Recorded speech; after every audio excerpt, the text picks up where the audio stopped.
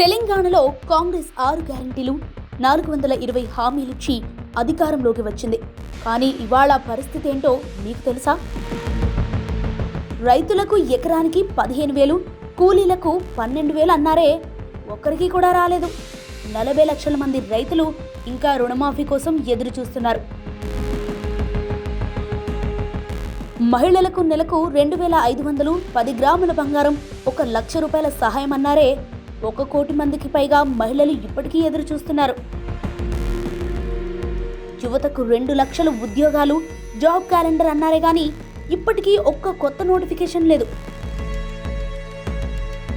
నిరుద్యోగ భృతి 4,000 రూపాయలు కూడా ఇవ్వలేదు. పెన్షన్ 4,000 చేస్తామన్నారే కానీ అది కూడా లేదు.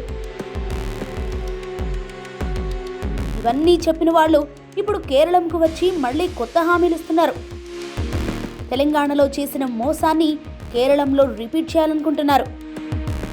కాబట్టి కేరళం ప్రజలారా, కాంగ్రెస్ దొంగ హామీలు కాదు, నిజమైన పాలన చూడండి.